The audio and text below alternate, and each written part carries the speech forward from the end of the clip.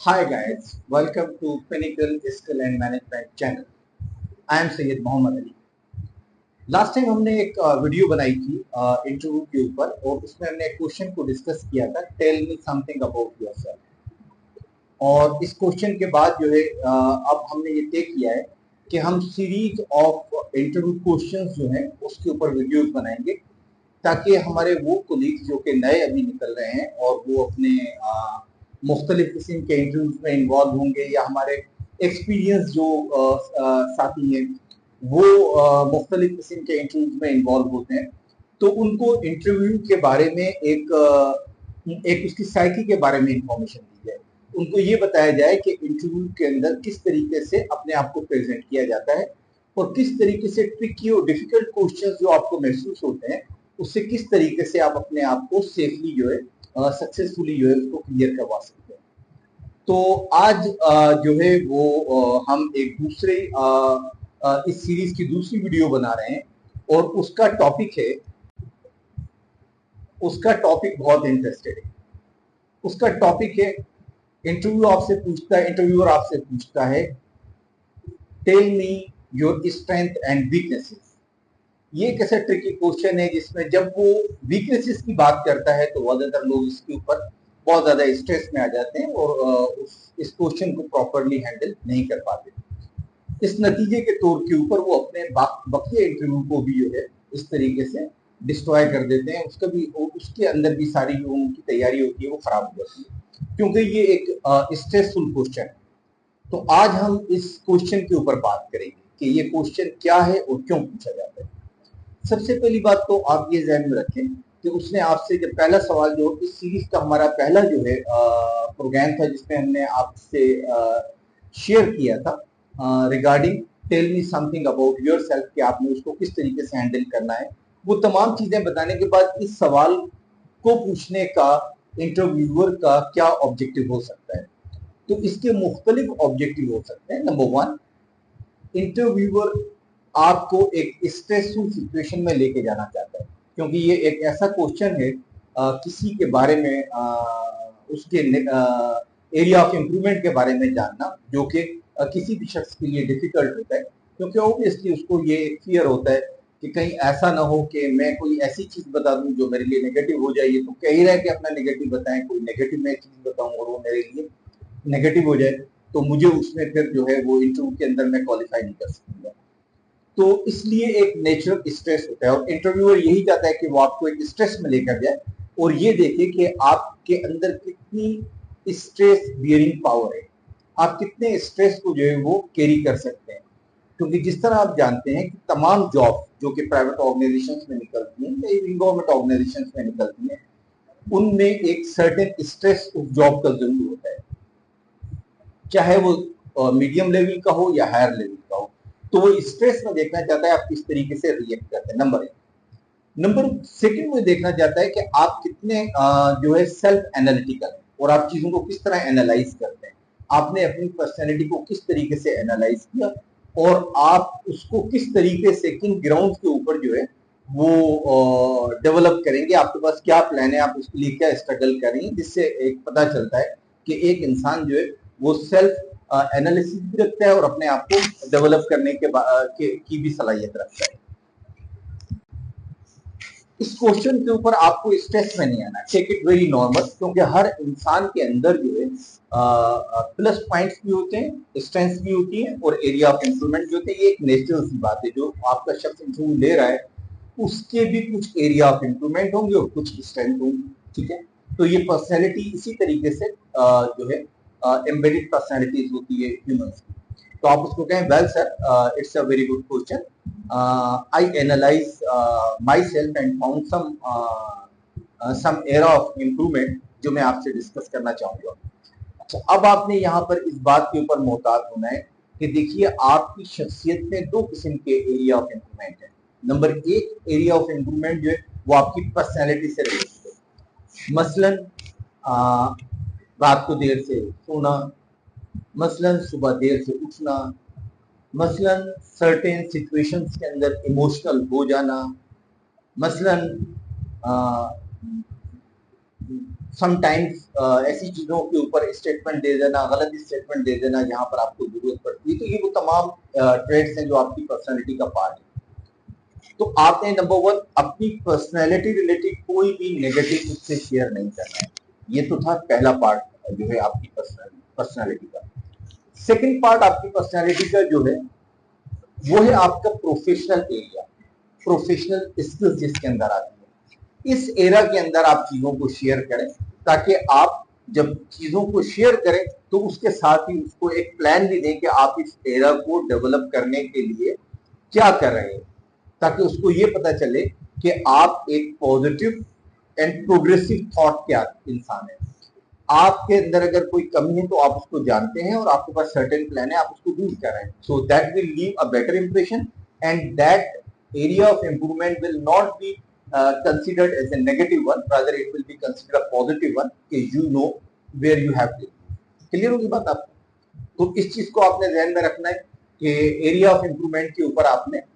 Skill related चीजें जो है वो शेयर करनी है। अच्छा, अब स्किल रिलेटेड चीजें किस तरीके से आप शेयर करेंगे? देखिए, स्किल रिलेटेड चीजें आपके पास किस तरीके से हैं। मिसाल के तौर पर आप उसको कहते हैं yes, basically I am a yes man and sometimes this yes create a lot of frustration in me। तो कहते हैं ये yes man क्या होता है, तो आप इसको बताएं। yes man ये कि मेरी एक पर्सनैलिटी का ट्रेट ये है कि जब भी कोई मेरे पास आता है, मुझसे हेल्प मांगता है,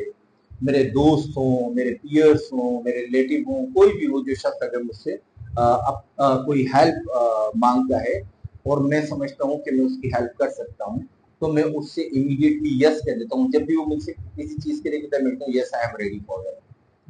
बट होता ये कि समटाइम में इतने ज्यादा असाइनमेंट्स जो हैं या इतनी ज्यादा अपनी इन्वॉल्वमेंट जो है लोगों के साथ कर लेता हूँ कि उसमें मेरे अपने अंदर फ्रस्ट्रेशन डेवलप होती है, क्योंकि मुझे अपना रेस्ट का टाइम नहीं मिलता और मुझे अपने लिए टाइम नहीं मिलता, अपनी फैमिली के लिए टाइम नहीं मिलता, तो मुझे उसमें एक फ्रस्ट्रेशन सी डेवलप होती है। तो मैं ये सोचता हूँ कि नहीं, मेरी अपनी लाइफ के अंदर भी एक जो है टाइम मेरी अपनी लाइफ के लिए भी होना चाहिए। अब मैंने इस सिचुएशन को एनालाइज करने के बाद ये स्टार्ट किया है रिसेंटली कि जब भी मुझसे कोई जो है किसी चीज के लिए कहता है, तो मैंने अपने आप से कमिट किया है कि जब भी मुझे कोई कहेगा तो I will make a pause and I will think कि मेरे पास कितना टाइम है, इतना टाइम मैंने अपनी फैमिली के लिए रखा है, इतना टाइम जो है मैं स्पेयर कर सकता हूँ, तो मैंने कितने असाइनमेंट किए हुए, और उसी तरीके से मैं उनसे यस और नो भी कहता हूँ। लेकिन स्टिल मैं इसको कवर अप नहीं कर सका हूँ, बट आई एम ट्राइंग कि मैं इसको कवर अप कर लूँ ताकि मैं अपनी लाइफ को बेहतर तरीके से रन कर सकूँ अपनी फैमिली। तो ये आपने उसको बताया कि ये भी एक आपका एरिया ऑफ इम्प्रूवमेंट है। इसके अलावा आप इसको कह सकते हैं कि आई एम ए बिट शाई इन नेचर, तो मैं यूजुअली बड़ी गैदरिंग्स के अंदर जो है बहुत कंफर्टेबल नहीं होता हूँ, लेकिन क्योंकि अब मैं प्रैक्टिकल लाइफ की तरफ आ गया हूँ, 1-2 साल से मैंने जो है वो जॉब स्टार्ट कर दी। अगर आप फ्रेश हैं तो आप कहें कि मैं फ्रेश हूँ, लेकिन अब मैंने सोशल गैदरिंग और जो है वो ज्वाइन करना शुरू किया है। प्लस मैंने एनजीओ ज्वाइन करनी है ताकि ये कि मैं थोड़ा सा गैदरिंग में बैठूँ, लोगों के साथ इंटरेक्शन करूँ और अपने इस शायनेस को जो है मैं ओवरकम कर सकूँ। एंड आई एम श्योर कि अगर मैं आपकी ऑर्गेनाइजेशन का पार्ट बनता हूँ तो यहाँ पर भी इतनी ग्रुप ऑफ पीपल जो है वो काम कर रहे हैं, उनके साथ मुझे काम करने का मौका मिलेगा, तो मैं काफी हद तक इसको ओवरकम कर दूंगा। तो आपने देखा कि ये आपने दूसरी भी रिलेशन में जो आपने चीज दी उसको, वो चीज भी वही चीज है जो आपकी स्किल से रिलेटेड है। अच्छा देखिए, अब मैं आपको कुछ मिसाल दे रहा हूँ, तो ये कुछ चंद एक एग्जाम्पल है, बाकी आप भी इसके ऊपर काम करेंगे, लाजमी बातें अपने एरियाज निकालेंगे और इससे डिफरेंट भी होंगे, तो आप इसको कोई एक रेडीमेड आंसर ना लें। ये सिर्फ आपके विजन को बढ़ाने के लिए मैं कुछ चीजें आपके साथ शेयर कर रहा हूँ। मसलन आप उसको ये भी कह सकते हैं कि मैं बहुत सेल्फ क्रिटिकल, क्योंकि सेल्फ क्रिटिकल होना तो अच्छी बात है, आपके नहीं, लेकिन मैं कुछ मतलब ज्यादा अपने आप को क्रिटिसाइज करता हूँ। जो काम मैं कर लेता हूँ, तो जब मेरी आदत है, जब मैं रात में लेटता हूँ तो मैं उन चीजों को रिव्यू करता हूँ। तो इस रिव्यू के अंदर जो है सम टाइम जो है मैं अपनी की हुई चीजों को देखते हुए सोचता हूँ कि इसमें ये चीजें मजीद इम्प्रूव हो सकती थी, और उसकी वजह से फिर मुझे एक फ्रस्ट्रेशन आती है कि मैं क्यों उस चीज को मिस कर दिया। तो लेकिन मैं अपनी सेल्फ कोचिंग करता हूँ, मैं ये बताता हूँ कि हर आने वाला दिन जो है हर इंसान का पिछले दिन से बेहतर होता है। तो अगर मुझे ये थॉट आज आई है, कल नहीं आई है, तो इसका मतलब ये कि मेरे अंदर इम्प्रूवमेंट आ रही है। लेकिन इससे क्योंकि मेरे अंदर एक फ्रस्ट्रेशन डेवलप होती है, तो अब मैंने इसको ओवरकम करने के लिए ये प्लान किया है कि मुझे जो भी असाइनमेंट मिलते हैं मैं उसको वेल अहेड ऑफ टाइम जो कंप्लीट कर लेता हूँ, 2 दिन पहले कंप्लीट कर लेता हूँ, 3 दिन पहले कंप्लीट कर लेता हूँ, ताकि मुझे टाइम मिले उसको रिव्यू करने का, और उसके अंदर अगर मेरे पास कोई थॉट आती है तो वो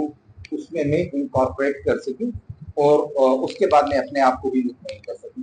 तो मैं ये एक्सरसाइज कर रहा हूँ, जिससे मुझे उम्मीद है कि मैं अपनी इस सिचुएशन को भी मैं ओवरकम कर लूंगा। तो देखिए, इस तरीके से बहुत सारी एग्जाम्पल जो है वो मिल सकती है एरिया ऑफ इम्प्रूवमेंट की, जो आपकी स्किल रिलेटेड है, और साथ में आप उसको एक प्लान भी जो है सबमिट कर सकते हैं। ठीक है,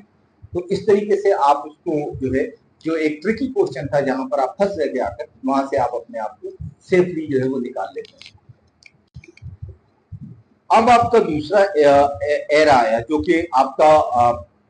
एरिया था जहां पर उसने कहा कि आप अपनी स्ट्रेंथ बताएं। ठीक है, तो जो फ्रेश कैंडिडेट हैं और जो एक्सपीरियंस कैंडिडेट हैं, दोनों डिफरेंट तरीके से अपनी स्ट्रेंथ को बताएंगे। मिसाल के तौर के ऊपर अगर एक फ्रेश कैंडिडेट है तो वो कहता है कि I have the leadership qualities.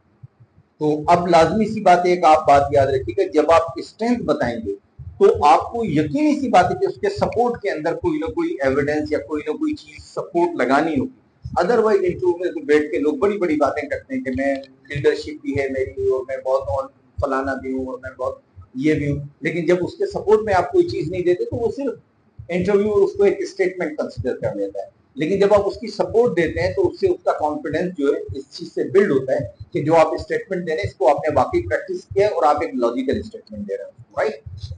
अब आप उसको बताते हैं कि कॉलेज लाइफ के अंदर जो मेरे टीचर्स थे, जो मेरे